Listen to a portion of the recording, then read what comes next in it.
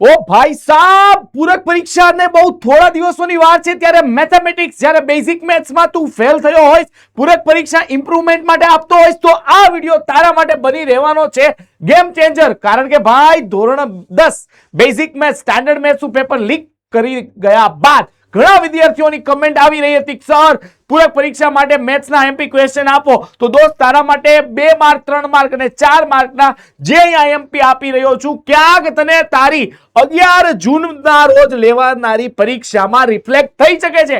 સમય બગાડતો નહીં, સ્ક્રીનશોટ લઈ લેજે, ફાઇલ જોતી હોય તો વોટ્સએપ ગ્રુપમાં જોડાઈ જાજે, મળી જશે, અથવા કોમેન્ટ કરજે આ વિડીયોની નીચે, સર મેથ્સ આઈએમપી 2 3 4 માર્કર. તો ચાલ વધારે સમય નહીં લઉં દોસ્ત, સૌથી પહેલા તારા માટે અગત્યનો છે આ પ્રમેય પૂરક પરીક્ષા માટે પણ તો ભૂલ્યા વગર દોસ્ત 6.1 છે ને ઈ કરી નાખજે. થેલ્સનો નિયમ, સમપ્રમાણતા નો પ્રમેય અને મારા દોસ્ત આ વાક્ય આપ્યું છે તારે સાબિત કરવાનું છે. એ પછી આ પ્રશ્ન ક્યાં ગેમ ચેન્જર બની રહેવાનો છે મારા દોસ્ત. ચેપ્ટર નંબર 5 આ પ્રશ્ન તને 3 અને 4 માર્ક બંનેમાંથી એક પ્રશ્ન કાઢી લે તો 3 માર્ક, અને જો આ ચારેય મૂકી દઈ તો 4 માર્ક. હવે ઘણા પ્રશ્ન થાય બેઝિક મેથ્સ માટે, મેજોરિટી આ જે છે બેઝિક મેથ્સ માટે, કારણ કે સ્ટાન્ડર્ડ મેથ્સ વાળા બહુ ઓછા વિદ્યાર્થી હશે કે જે પૂરક પરીક્ષા આપવાના હશે.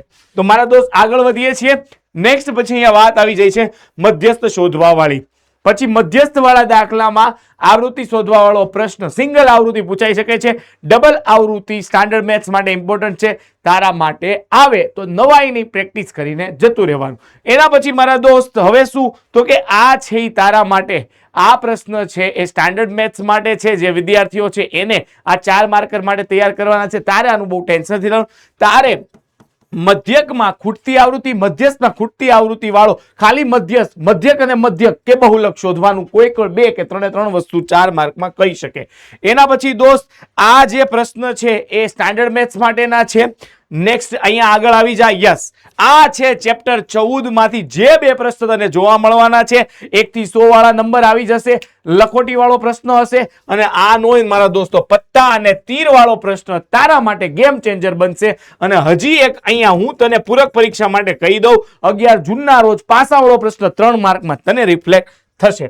એના પછી અહીંયા આવી જા મારા ભાઈ. તો હવે અહીંયા આ જે છે એ સ્ટાન્ડર્ડ મેથ્સ વાળા માટે 4 માર્કના આઈએમપી છે. તારે આ પ્રશ્નો બેઝિક મેથ્સમાં છો, ટેન્શન લેવાની જરૂર નથી. ઓકે, નેક્સ્ટ હવે અહીંયા આવી જા દોસ્ત. મેં કીધું તું ખૂટતી આવૃત્તિ વાળો બેઝિક મેથ્સ 2 પ્રશ્ન આમાંથી પણ આવવાના છે, આંકડાશાસ્ત્રમાંથી એક ખૂટતી આવૃત્તિ વાળો 4 માર્કર માટે તારા માટે આ આઈએમપી ક્વેશ્ચન રકમમાં ચેન્જ થઈ શકે છે, પૂછાવાની સંભાવના જબરજસ્ત.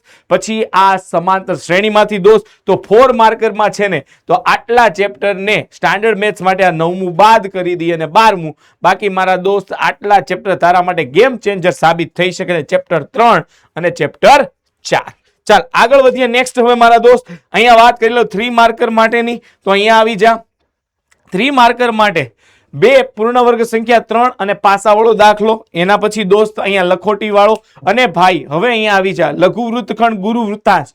આ છે એ સ્ટાન્ડર્ડ મેથ્સ માટે છે, તારે આનું બહુ ટેન્શન લેવાની જરૂર નથી. પણ આ પ્રશ્ન બરાબર ચતુષ્કોણ ને વર્તુળ પરિગત હોય તો સામસામેની બાજુનો સરવાળો ભાઈ વર્તુળમાંથી આવી શકે છે.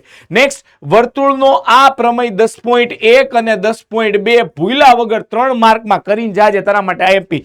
યામ ભૂમિતિના આ પ્રશ્ન મારા ભાઈ ચેપ્ટર નંબર 7 માંથી જોઈ લેવાના ભૂલા વગર. અને પછી મારા ભાઈ સમાંતર શ્રેણીનું 20મું પદ એટલે કે A20 શોધવાનું. અને મારા ભાઈ 2 પ્રશ્નો તને ખબર જ છે, સમાંતર શ્રેણીમાંથી 3 માર્ક અને 2 માર્કમાં રિફ્લેક્ટ થવાના છે. તો આ પ્રશ્નને ભૂલતો નહીં. લોપની રીત અથવા આદેશની રીત તારા માટે ગેમ ચેન્જર સાબિત થઈ શકે. નેક્સ્ટ અહીંયા આવી જા દ્વિઘાત બહુપદી ચેપ્ટર નંબર 2 બરાબર છે, શૂન્યોના સરવાળા અને ગુણાકાર એ સંબંધ ચકાસવાનું આવી શકે. ઐશ્વર્યા અને આરાધ્યા ચેપ્ટર નંબર 3 નો દાખલો. પછી દ્વિઘાતનો આવો વર્ગમૂળ વાળો દાખલો જોવા મળી શકે મારા ભાઈ. અને અહીંયા વર્ગોનો સરવાળો આપ્યો છે, એની સંખ્યા શોધવાનું ચેપ્ટર 4 માંથી તને પૂછી શકે છે. હવે અહીંયા 2 માર્કર માટેની ચર્ચા હું તારી સાથે કરી લઉં. તો અહીંયા આવી જા મારા ભાઈ. ચાલ ત્રિકોણમિતીય પરિચયમાંથી ત્રિકોણમિતીય ટેબલ આ યાદ હશે તો એના આધારિત આ પ્રશ્ન તું કરી શકીશ. લઘુકોણનું આ માપ આપેલું છે, આ પ્રશ્ન પૂછી શકે. પછી મારા ભાઈ આ દાખલો 2 માર્કમાં 9 માર્ક ચેપ્ટરમાંથી તારા માટે ઇમ્પોર્ટન્ટ છે અને એક આ દાખલો ટાવરની ઊંચાઈ વાળો. એના પછી આવી જા મારા દોસ્ત, ત્રિકોણમિતિમાં સાબિતી સ્ટાન્ડર્ડ મેથ્સ વાળો હોય તો આ બેઝિક મેથ્સ ને ક્યારેક આ ઓપ્શનમાં દેખાઈ શકે. એના પછી ચેપ્ટર નંબર 7 માંથી આ પ્રશ્ન, ચેપ્ટર નંબર 5 માંથી, અને મારા ભાઈ લોપની રીત ફરી પાછી આવી જાય. એટલે મારા દોસ્ત અહીંયા તારું કામકાજ ચેપ્ટર 2 માર્કનું પૂરું થાય.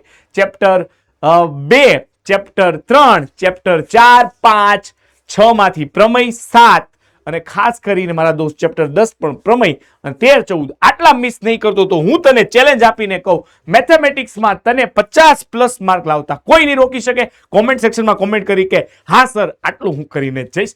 Thank you. અને પીડીએફ જોતી હોય તો કોમેન્ટ કરજે PDF. Thank you.